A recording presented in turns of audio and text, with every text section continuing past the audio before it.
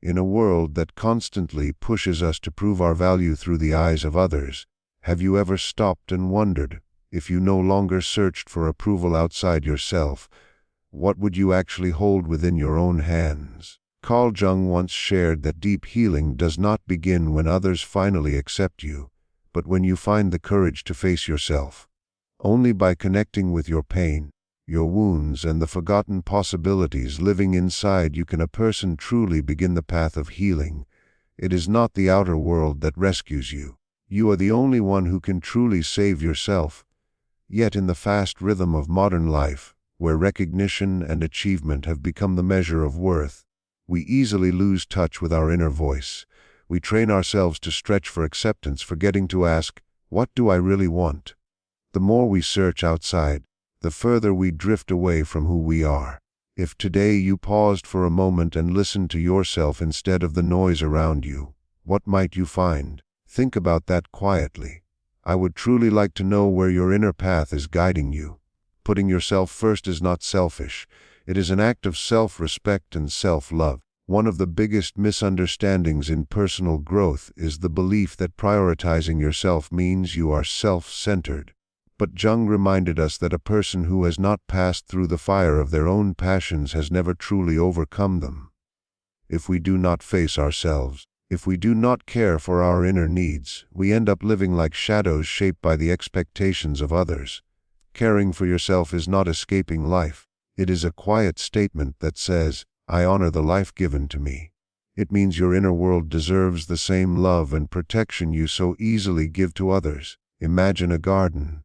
If you never water it, never nourish the soil, never remove the weeds, it will never bloom, no matter how much you praise it. Humans are the same. If you do not feed yourself with care, you slowly dry out inside, even if the world applauds you. There are real examples of this everywhere. In the medical world, many brilliant doctors who spend their lives healing others quietly struggle with depression and burnout. One well-known story speaks of a respected doctor in Japan who treated hundreds of cancer patients yet ended his own life at 47, leaving behind a short note that read, I forgot my soul.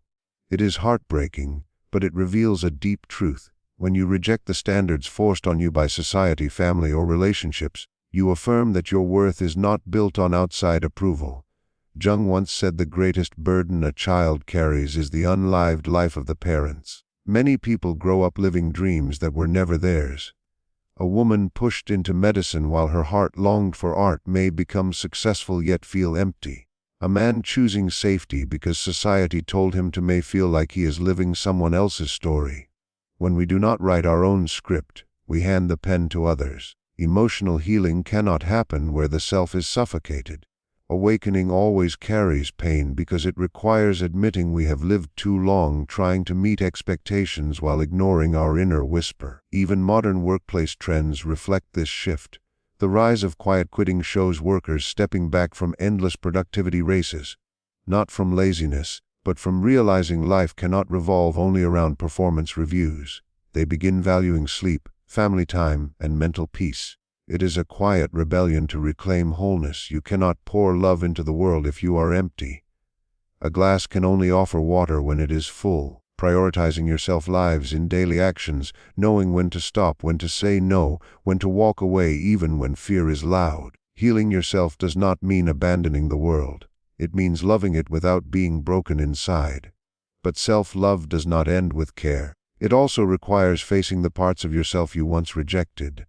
Jung called this the shadow, the inner darkness holding everything you avoid: anger, jealousy, shame, pain. He wrote that everyone carries a shadow, and the less we face it, the darker it becomes. The shadow does not disappear because you ignore it. It grows stronger and silently shapes your choices. Have you ever wondered why you repeat painful relationship patterns? Why you are drawn to people who cannot love you fully? It is often the echo of the shadow. Jung explained that what we refuse to face returns as fate. Old wounds guide us until we bring them into awareness. You see it in real life. Some people achieve great career success but fail repeatedly in love. They think they are unlucky, but unconsciously they are replaying childhood patterns, trying to earn love they once lacked. A successful entrepreneur who kept choosing cold partners only broke the cycle when she faced her fear of being unseen. The shadow also appears as self-sabotage.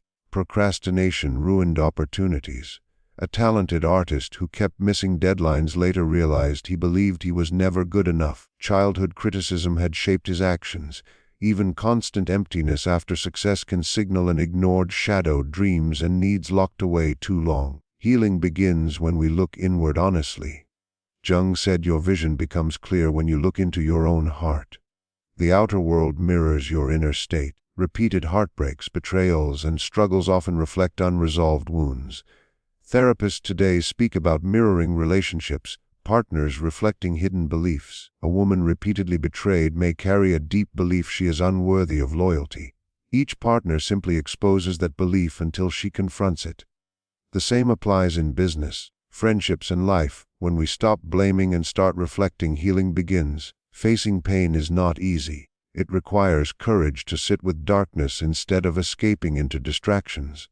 The world teaches avoidance through business, consumption, and shallow connections. But emotional wounds need honest attention just like physical ones need proper care. Facing pain also means setting boundaries. Many fear saying no, afraid of rejection. Yet every time you cannot say no to others, you say no to yourself. Boundaries are not rejection, they are self-respect.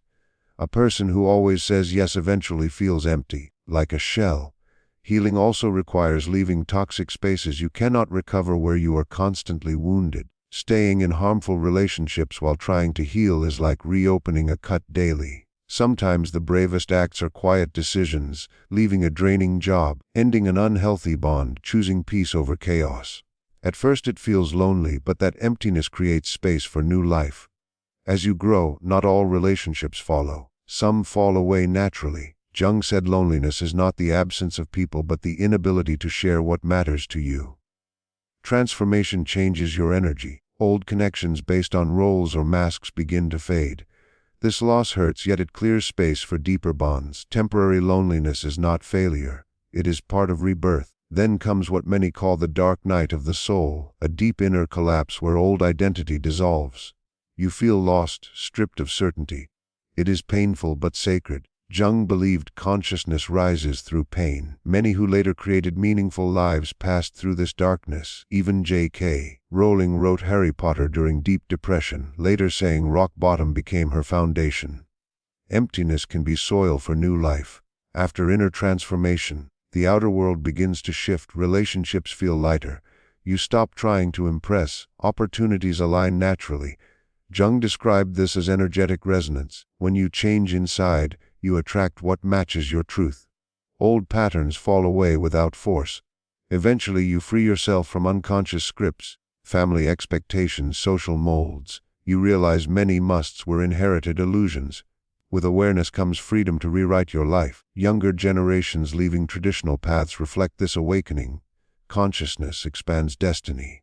True healing is not about fixing the world. It begins with choosing yourself daily, listening inward instead of chasing noise, walking into darkness when needed, because light lives there too. Wholeness comes not from removing darkness but integrating it.